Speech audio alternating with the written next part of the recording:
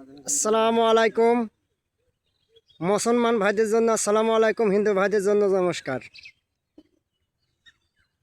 ভারতের উত্তরবঙ্গে আমাদের মুসলমান ভাইদের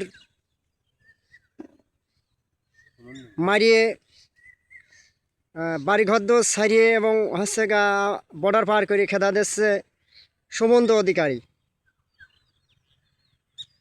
আমি চাই বাংলাদেশের মুসলমানদের দৃষ্টি আকর্ষণ বলতেছি, আপনারা হিন্দুদের গরু কিনবেন না ভারতের।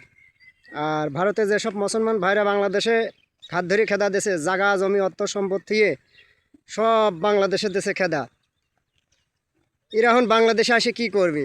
বাংলাদেশে কেউ কারোর ধার ধারতেছে না, ভালো ভালো চেয়ারে সকলেই বসে আছে, অথচ এরা এই যে ভারতের উত্তরবঙ্গের মারি খেদা দেশে সুরেন্দ্র অধিকারী ওই মানে সুমন্দি, আমি কই সুমন্দি, ওই সুমন্দি মারিয়ে খেদা দেশে বাংলাদেশের মুসলমানের। আমি চাচ্ছি বাংলাদেশের মুসলমানরা ভাইরা আপনারা এই গরু নেবেন না। আর হিন্দু ভাইদের বলতেছি, আপনারা গরু নিয়ে ওই সুমন্ত অধিকারীর বাসভবনে যান, বাসভবনে যায় এই গরু তার দিয়ে দেন।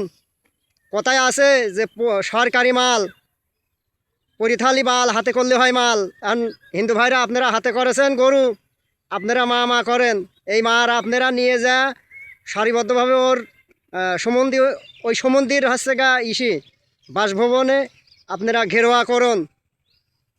আপনাদের অর্থ সম্পদ তো মারি দিল সামনে দিয়ে, আর বাংলাদেশের মুসলমানের মারি দিল পিছন দিয়ে, সামনে দিয়ে সব জায়গায় বাংলাদেশে আসে এরা কী করে খাবে? আমাদের বাংলাদেশে বড় বড় নেতা আছে, এরা কিন্তু তাদের খোঁজ নিচ্ছে না। এরা কীভাবে আছে? এই যে সামনে কোরবানি ঈদ, এই ঈদ উপলক্ষে তারা কী করে খাবে? কিছু কিছু লোক আছে চেয়ারে বসে শুধু তারা টাকা গোনে, আর টাকা কিভাবে আসবে, দেশ কী হলেও এ তাদের যায় আসে যায় না। কিন্তু দেশের জনগণ একবদ্ধ যদি হয়, কোনো সরকার চেয়ারে বসে থাকতে পারে না। আর জনগণ এমন কোনো কাম নাই যে পারে না। তো হিন্দু ভাইদের বলতেছি, ভারতের উত্তরবঙ্গের আপনারা একবদ্ধ হন। আর আপনাদের যেসব গরু বাছুর আছে আপনারা লাইন দাঁড় করা, এমনিও টাকা পাচ্ছেন না, অমনিও টাকা পাচ্ছেন না, আপনারা ওই সমন্দির বাসভবনে যান। সুমন্ত অধিকারী নাম থইছিল কোন সমন্দি ওই দেশে? হ্যাঁ, আর বাংলাদেশের মাল বাংলাদেশে ফেরত দেন। ও নাস্তা করতে ফুরে যাবে সওয়াল ফলের, বড় মানুষ বা আদি থাইলেও। তাই বলতেছি আপনারা রোকেন।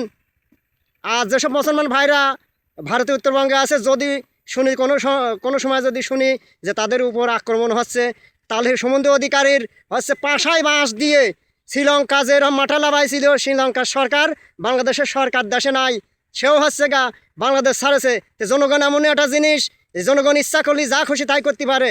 জনগণের বাঁশ জীবনেও দিতে যাবেন না।